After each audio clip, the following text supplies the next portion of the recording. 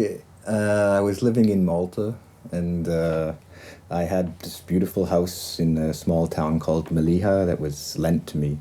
And one evening, a friend of ours, a mutual friend named Tan, knocked on the door with Eric and asked if Eric and his friend could stay at my place. So I said okay.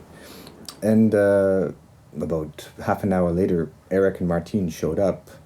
But Martine was just totally kind of withdrawn inside of himself. And in fact, he was very ill. So Martine just disappeared into the room that they were sharing. And so I got to know Eric. And this went on for 2 days. For 2 days, I spoke with Eric, got to know Eric. And Martine was just this curious figure that would exit from the room and then go back into the room. And then on the third day, they switched. Suddenly, Eric fell ill. And suddenly, Eric took to his bed in that same dark room. And Martine came out, you know, and for the next 2-3 days, I got to know Martine.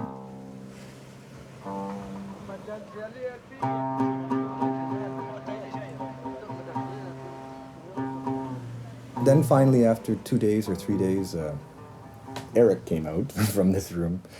And then I got to experience the two of them together, which was also a real treat, you know, because suddenly there was a certain dynamism that happened between the two of them. And over the course of a week or 2 weeks, it just, you know, packages started arriving in the mail with drawings, and they would put the drawings on the floor and start drawing. And I would come home, because I was teaching English during the daytime. I would come home and I would find them there working in the hallway. And then every evening we would make dinner together and talk and so on. It was really wonderful. And then it kept on expanding, you know, that they then took over the roof because there was not enough space in the hallway, and I would come home and they would be on the roof with T-shirts on their heads to protect them from the sun, and working on their stuff on the roof.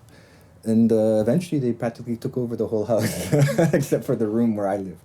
But spontaneously they managed to create, you know, this real environment within my house of just total, I don't know, bohemian joy, you know, Künstlerleben. And that went on. They were working on a project at that time. Yeah, different projects. Okay, I described to you how these drawings would come in the mail.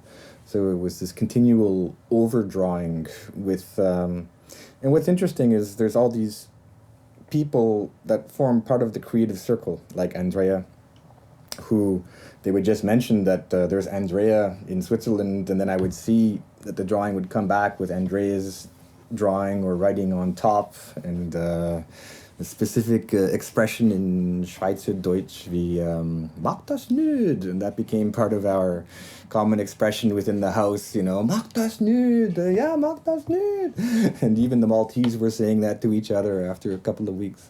So there was this hidden presence of Andrea coming through from the post. And then Nicolette, Eric's girlfriend, you know, Eric showed me a photograph of her, and he kept on talking about her, and she was present just always in the conversation and so on. So there was that project of the drawings. And then and the other project was they were just going off on their own. I wasn't part of that. They would just go off on their own to the beach or something like that.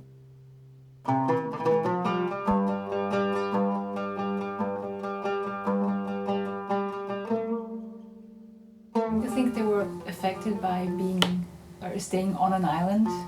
Oh yeah, like one thing that I shared with Martine is mythology. We both have a love of mythology, and he was reading the Odyssey by Homer at that time. And so we talked about that, you know, that Odysseus, he's going from one island to another in the Mediterranean, and part of that. And I think Martin, in a way, this was a part of that voyage, you know. He was a kind of Odysseus figure going uncertain, wherever the waves would take him, so to speak, for a certain length of time, you know. And so Malta was one of these islands that he landed on for a certain period of time. Laurence